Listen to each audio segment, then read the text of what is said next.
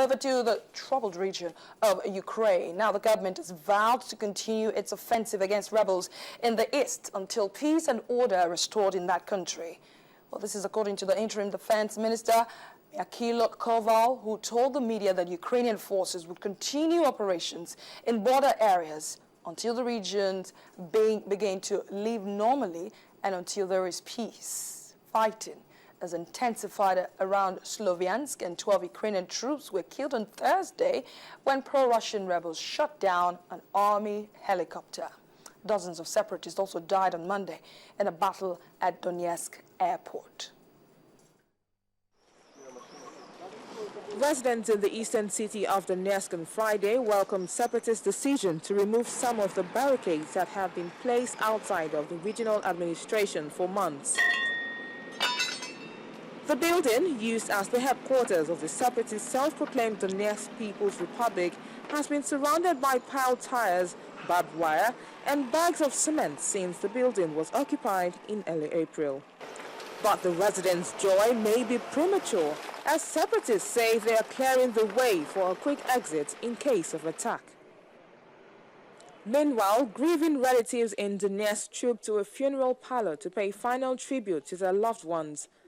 They were killed in clashes between anti-government fighters and Ukrainian soldiers at the city's airport on Monday. The coffins of the dead, who mourners said included Russian and Chechen fighters, were later loaded onto trucks and then taken across the border to Russia to be buried. The situation in Donetsk remains tense after violence erupted earlier this week. Also, news of the shooting down of a Ukrainian military helicopter by local armed forces in the town of Sloviansk on Thursday, which killed at least 14 Ukrainian soldiers, including a general, is sure to add to the tension in Donetsk as fighters await the Kyiv government's response to the escalating violence.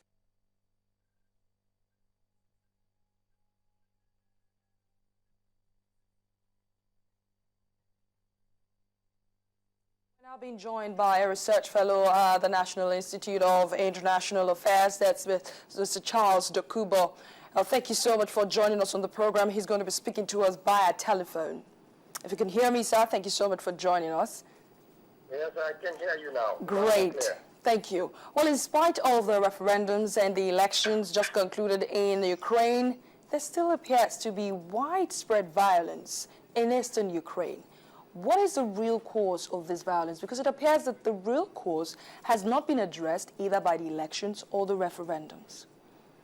No, I think the crisis in the Ukraine is a replay of the Cold War period, because these two powers are taking sides and they are not ready to address the issues that really affect the people of eastern Ukraine.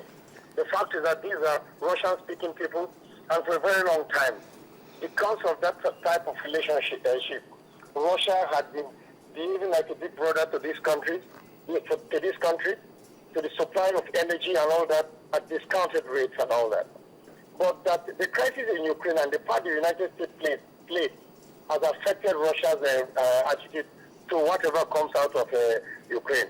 So the only way forward will be the United States and Russia should disengage from Ukraine. Let the Ukrainians maintain an equidistant relationship between Russia and the United States. Then and only then can we have a truly Ukrainian identity, not affected by the politics of these two big countries. I mean, with what you said now, there are fears. Some people are saying that would this country become a failed state if it spreads across other parts of Ukraine? The fact is that, people who believe in democracy sometimes pick and choose what type of democracy and who wins the election. If people in a particular country have the right to determine where they want to be, I see no reason why another country will say that they don't accept what has been decided by these people. So democracy is not all about one man, one vote, or transparency, good governance. It's what one power likes and what the other one dislikes. So that is the problem. Because if you believe in democracy and people's right to determine wherever they want to be, I think the problem of Eastern Ukraine will have been solved long ago. Well, come to think of it, Russia is denying any involvement so far. And the United States is even saying nothing. So we cannot directly pin this unrest to those two countries, can we? We definitely can. At the beginning of the crisis, if these two countries have taken stance that we need to progress in that country, it would have been okay. An elected president was kicked out of office with the support, and adulation of the West. Why to the acrimony and agony of Russia? So that's where the problem lies.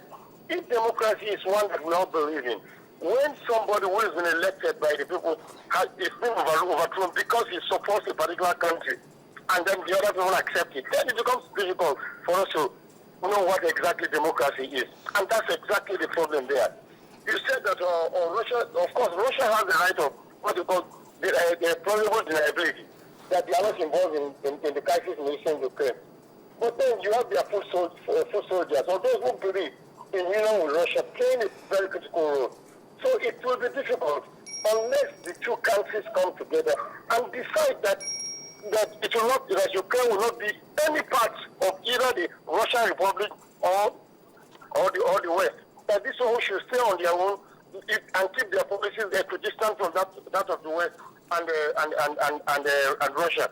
Then and only then can we see a way forward. But where one's losses are seen as claims for a particular side, then it is difficult for us to determine what it is.